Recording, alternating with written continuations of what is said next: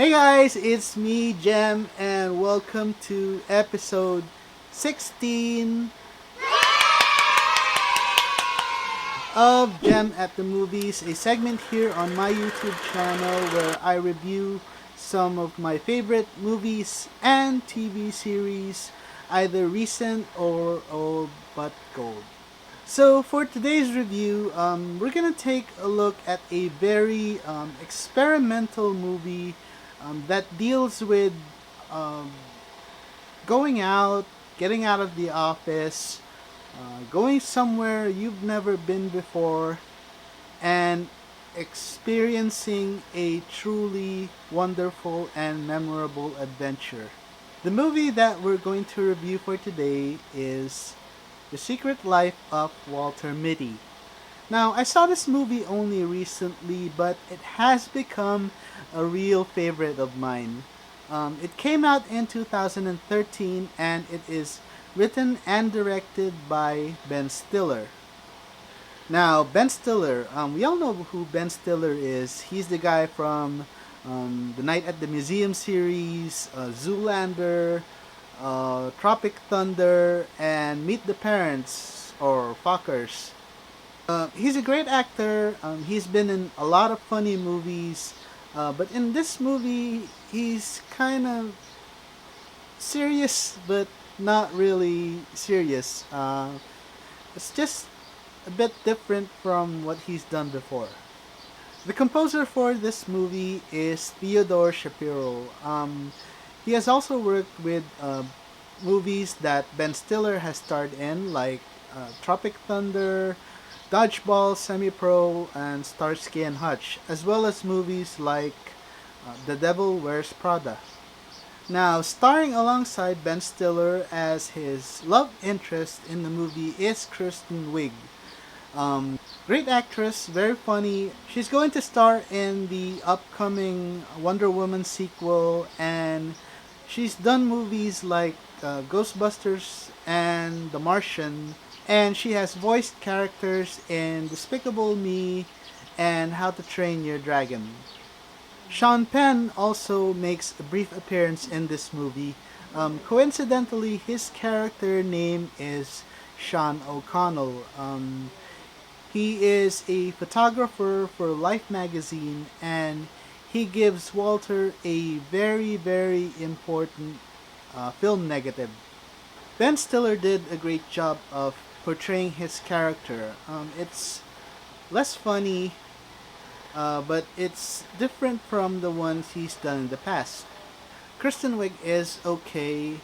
She's beautiful in the movie, and she does have a good chemistry with Ben Stiller.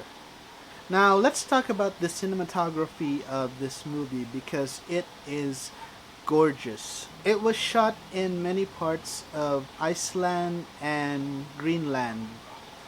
Whether we see Walter traveling by car, by bike, by longboard, or whether he's trekking up the mountain, the background sceneries are absolutely beautiful. This is what makes the film such an artwork.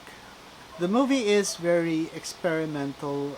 You're gonna see some quotes inserted about life, about going out there and exploring, and simply just encourages you to travel where you've never been before.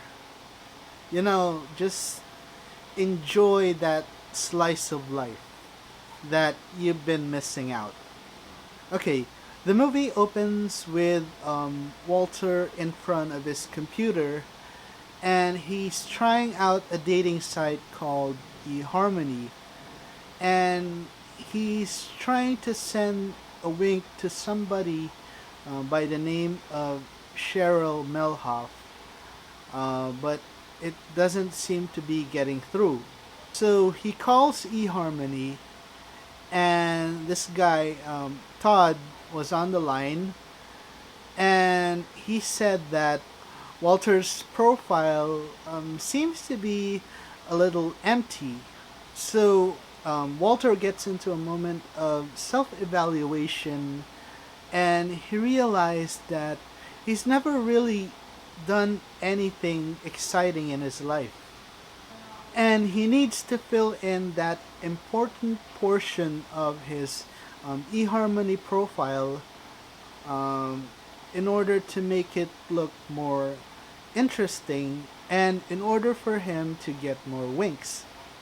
Also, Walter's imagination can get pretty wild when he's daydreaming.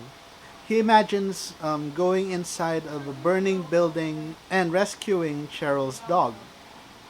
Now, Walter works at Life magazine as a negative asset manager. What that means is he handles important film negatives of photos that will be going into the magazine. And it happens to be the magazine's last print issue before they go online, which will be handled by this guy named Ted Hendricks.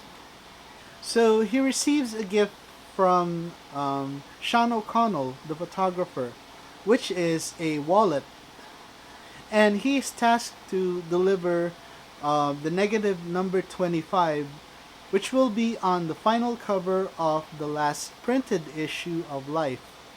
Sean O'Connell describes the photo as the quintessence of life. But the problem is that the negative number 25 seems to be missing, and Walter has to find it before the magazine releases its final issue. So Walter finally gets to talk to Cheryl, and she tells him that she will try to help Walter to track down Sean O'Connell in order to find this negative 25. So Walter's sister gives him a toy named Stretch Armstrong, which happens to be Walter's favorite toy when he was a kid. So Walter's assistant gives him a picture of a ship, which might be a lead or a clue in Walter's search for Sean O'Connell. So Walter daydreams again and he gets into an imaginary chase with Ted to get his Stretch Armstrong toy back. Walter goes to the park with Cheryl and hangs out with Cheryl's son, Rich, who happens to like skateboarding. Walter shows Rich how to do a kickflip and some other tricks, and Rich easily makes friends with Walter. Before leaving Cheryl, Walter daydreams again and he imagines himself as the character Benjamin Button. Walter finally decides that he must travel to Greenland to begin searching for Sean O'Connell. Upon arriving in Greenland, he meets this helicopter pilot and they have a drink together.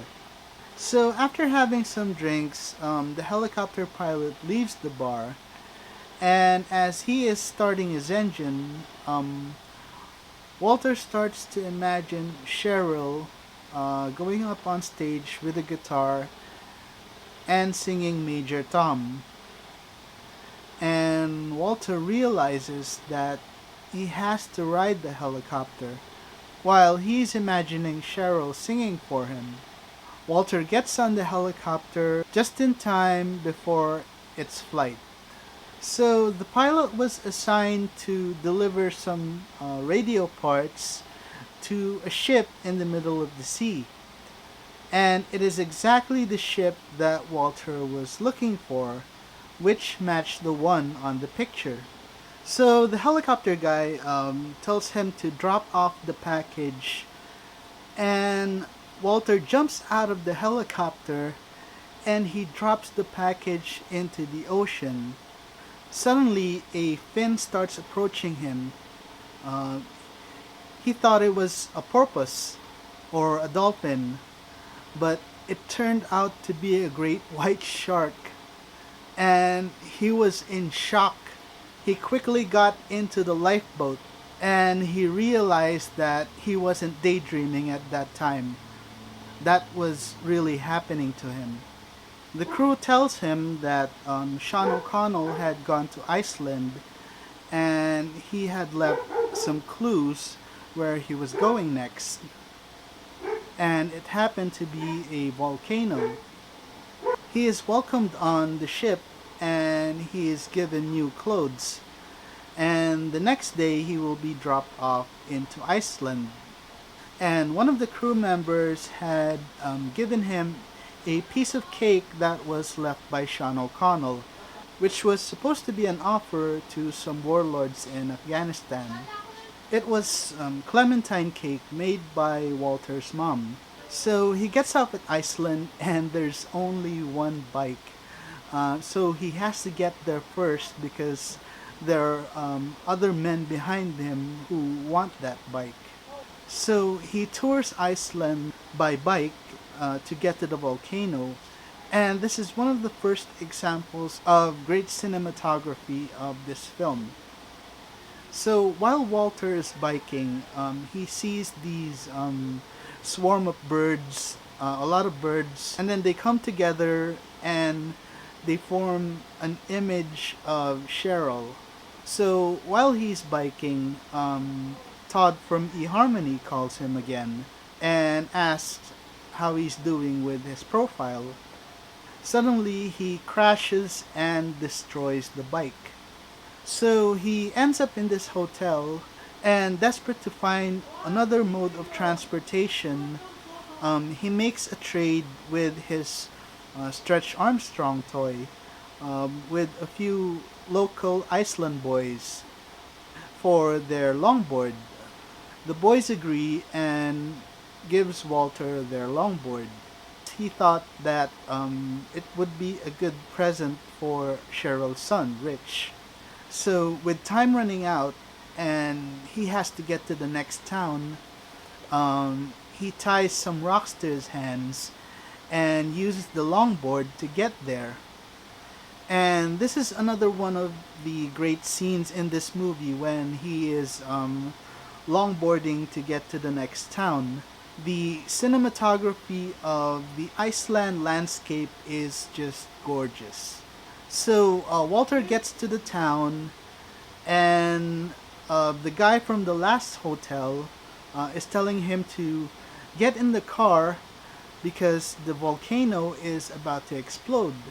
And suddenly he sees Sean O'Connell on an airplane, and they get chased by the smoke and the ashfall from the volcano. So Walter calls Cheryl, and Cheryl tells him that things are not looking good at the office because a lot of the staff are being taken out. So Walter goes home to New York and he comes face to face with Ted. And he still does not have the number 25 negative. And Ted tells him that they're just gonna go with another cover, and he tells Walter that if he finds the 25, he should just frame it and hang it up at his next job. So Walter goes to Cheryl's house, and upon ringing the doorbell, he's greeted by a man who Walter thinks is Cheryl's husband. He calls for Cheryl, but she won't come out. So instead, he leaves the longboard outside the house. So while in his mother's house, Walter discovers that one of the photos in Sean's film roll matched to his mother's piano perfectly. His mom tells him that Sean had visited her before he left for the Himalayas. And he was going to offer clementine cake to the Afghan warlords to have permission to shoot there. So Walter starts the journey to the Himalayas to find Sean. And with him, he carries a notebook that his father had given him, and he was taking notes on his trip. So while he's trekking through the mountains, Todd from eHarmony calls him again and informs Walter that he has been receiving a lot of winks on his eHarmony page since he has filled his profile with the exciting things that he's done. So finally, Walter meets up with Sean on the mountain, and Sean is quietly awaiting the appearance of a snow leopard, which he is about to shoot with his camera. So Walter, without any hesitation, asks Sean about negative number 25. And Sean replies that Walter had it the whole time in the wallet that he sent him. Walter seems puzzled why Sean would put such an important picture in the wallet, because it was a very important image for their magazine. And Walter confesses to Sean that he had already lost the wallet. So finally, the snow leopard appears, and Sean is just observing it through his camera. It seems like he doesn't intend to take a shot of the animal. He explains to Walter why they had to be very, very quiet. And then he tells Walter that beautiful things don't ask for attention. So the leopard leaves without Sean taking a shot, and he looks down at some kids playing soccer, and he says that it seems like fun. So Walter and Sean joins the soccer game. So after his Himalayas trip, Walter is detained, and the agents are asking him, is there anybody who could prove that he was really Walter Mitty? And to his surprise, the person that came was Todd from eHarmony, and they finally meet each other in person. So finally, Walter's mom had moved into their new apartment along with the piano, and Walter's mom hands him the wallet that Walter was looking for. So he goes back to the office and he barges into Ted's meeting, and he gives him the number 25 image. So Walter tells Ted exactly what he told him before he fired Walter. And then he just picks up his last check. He meets with Cheryl outside of the building. So Walter finds out that the guy in Cheryl's house was not really Cheryl's husband. So they just take a stroll down the street, and the movie ends there. So I won't tell you what image number 25 was. You'll have to watch the movie to find out. So my final thoughts on The Secret Life of Walter Mitty. It's become one of my favorite movies to watch. I'm in love with the cinematography of this movie, and of Walter's adventures, and Iceland and Greenland as the backdrops to the story. The shot of the landscapes and the views are just amazing. And I like that the concept of the movie is, don't waste your life. Go and do something really exciting. Something that you really wanted to do and you'd never done it before. Whatever it is, just go for it. And that's what Walter did. He went on the ultimate adventure. And that if we like somebody, we should really take that risk, or else we'll never know what would have been. As the case for Walter and Cheryl. Okay, so that is it, guys, for my 16th movie review, The Secret Life of Walter Mitty. If you like this video, please subscribe and hit that notification bell, and I will see you on our next review. Bye bye.